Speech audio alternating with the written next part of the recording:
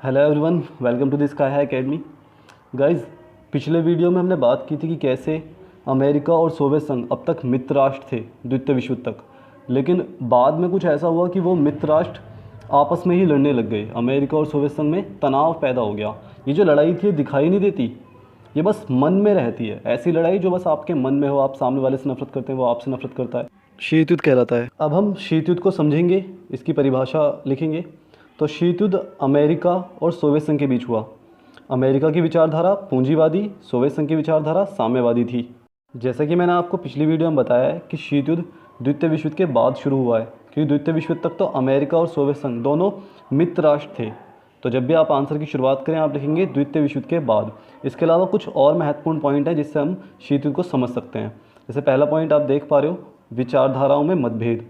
दरअसल अमेरिका की विचारधारा पूंजीवादी और सोवियत संघ की विचारधारा साम्यवादी थी। इसी वजह से इन दोनों में मतभेद पैदा हो गया। अमेरिका की विचारधारा पूंजीवादी, जहां सब कुछ प्राइवेट होता है, प्राइवेट स्कूल, प्राइवेट कंपनियां, और सोवियत संघ की विचारधारा साम्यवादी थी, मतलब यहाँ पर सब कुछ सरकार के हाथ में होता है, सरकारी होता है। इसी वजह से दोनों की विचारधाराओं में मतभेद और तनाव पैदा हो गया। उसके बाद अगला पॉइंट है हथियारों की होड़।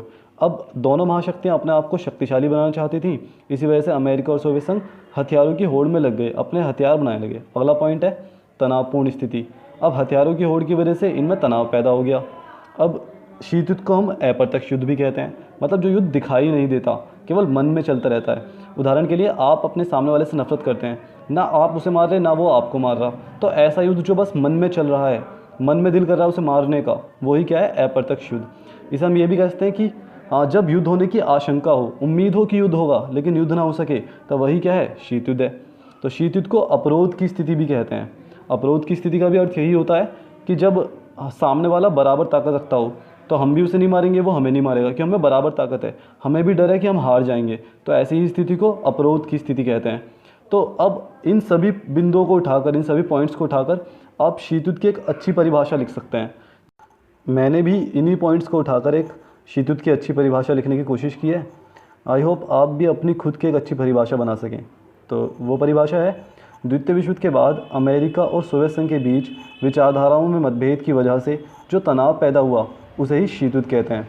या शीत युद्ध एक ऐसी स्थिति है जब युद्ध होने की आशंका तो होती है परंतु युद्ध नहीं होता। आई होप अब आपको शीत युद्ध समझ में आ गया हो। नेक्स्ट वीडियो तक के लिए वेट करें। Till then, good bye.